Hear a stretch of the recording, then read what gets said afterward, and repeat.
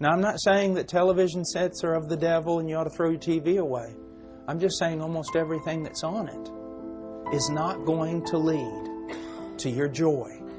It's not going to lead to the promotion of your family. It's not going to lead to anything but bad.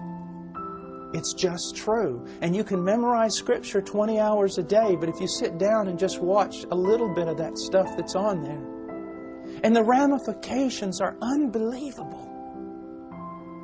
First of all, are our lives so mundane?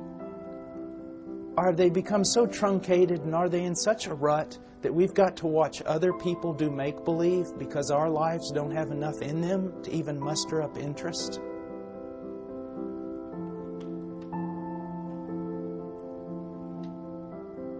Do you know that most men are not passionate about their wives because of TV?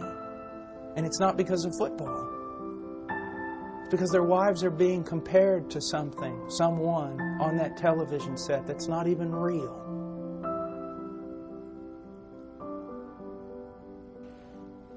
I was thinking about something. Someone gave me a thought, and I was thinking about it. Sometimes I ought to sleep more and think less, but I was up and I was thinking about this. I thought, I can't enjoy. Now just think about this. When was the last time you enjoyed a glass of water?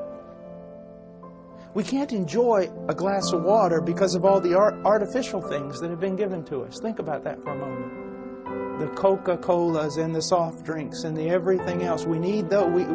We're so taken away by what God hasn't given us that we can't enjoy what He has given us. A friend of mine who's a big, he does graphics and all kinds of things. I was in his office a while back and he said, Paul, look at this trailer for Spider-Man 3.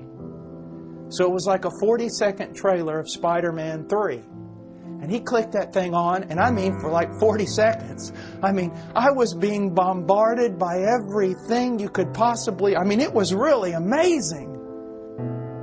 It was just get your heart going and all these things this guy could do, and it was just absolutely phenomenal. And when it's finished, I was almost wore out. And then I thought about it. How could a kid watch this unrealistic thing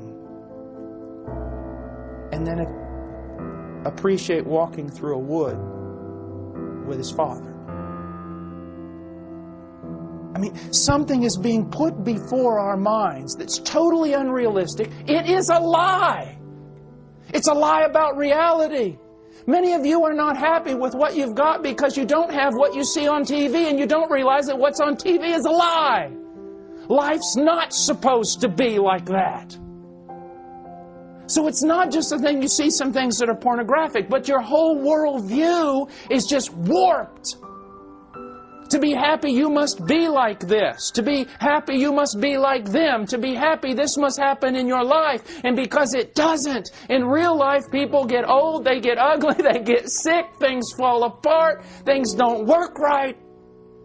And then you walk around disgusted because your life's not like everyone else's, when in fact your life is just like everyone else's. It's just you're believing a lie. You see, don't think that false prophets are just those weird people who knock on your door with suitcases. The greatest false prophets on the face of the earth.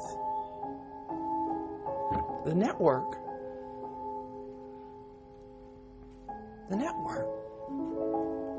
And it's so our mind, we've got to think about our mind. It's not just what do we put in our mind, it's what do we keep out of it so that we can be pure.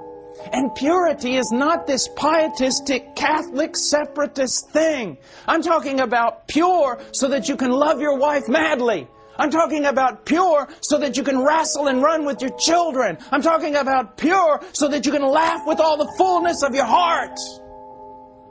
Not religion. Not stifling, sick religion. But life. Let me talk to you for a moment about Harry Potter. Just for a moment. Harry Potter is a rebuke to the church. First of all, you need to understand something about Harry Potter. The witches are Christian. Did you know that? They are. Now, what do I mean? Witches eat children. Okay? They do. But the witches in Harry Potter are really nice. So what they've done, in order to make witches appealing, they've given them Christian virtues. But here's the thing about Harry Potter. A little child reads that book, watches it, and sees mystery and marvel and wonder and adventure.